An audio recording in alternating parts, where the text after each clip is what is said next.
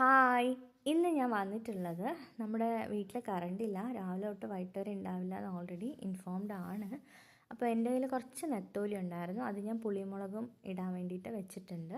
പിന്നെ കുറച്ച് ചക്ക കിട്ടിയിട്ടുണ്ട്, ചക്കയും ചക്കക്കുരുവും മഞ്ഞൾപ്പൊടിയും ഉപ്പും ഇത്തിരി പടവലങ്ങയും ഒരു പച്ചമുളക് കീറിയും കൂടി ഇട്ടിട്ട് അടച്ചു വെച്ച് വേവിക്കുന്നുണ്ട്. അപ്പോൾ ഇതിൻ്റെ മിക്സ് നമുക്ക് ചതച്ചെടുക്കാം. കറണ്ടില്ലാത്തതുകൊണ്ട് തന്നെ മിക്സി യൂസ് ചെയ്യാൻ പറ്റില്ല.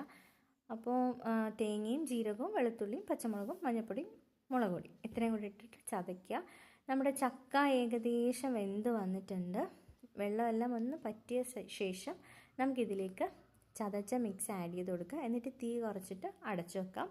അപ്പം നമ്മുടെ പുളിമുളക് ഏകദേശം ആയി വന്നിട്ടുണ്ട്, വറ്റി വരുന്നുണ്ട്. അപ്പോൾ നിങ്ങൾക്ക് പുളിമുളകിൻ്റെ വീഡിയോ വേണമെന്നുണ്ടെങ്കിൽ എൻ്റെ ചാനലിൽ ഓൾറെഡി ഞാൻ അപ്ലോഡ് ചെയ്തിട്ടുണ്ട്, അപ്പോൾ അതിൽ നോക്കിയാൽ മതി. ഇത് തേങ്ങാപ്പാൽ ഒഴിച്ച മീൻകറിയാണേ. അപ്പം രണ്ടാം പാലിലാണ് ഞാൻ വറ്റിച്ചത്. ഇപ്പോൾ ലാസ്റ്റ് ഞാൻ ഒന്നാം പാൽ ഒഴിച്ച് കൊടുക്കുന്നുണ്ട്. ഇനി തീ ഓഫ് ചെയ്ത് അടച്ചു വെച്ചാൽ മതിയാവും. അപ്പോൾ ഇത്രയേ ഉള്ളൂ ഉച്ചയൂണ്. പിന്നെ ഞാൻ കുറച്ച് ഫ്രൈയും കൂടെ ചെയ്തിട്ടുണ്ട്. അപ്പോൾ ഇന്നത്തെ ലഞ്ച് നിങ്ങൾക്ക് ഇഷ്ടമായോ എന്ന് പറയണേ. ബായ്.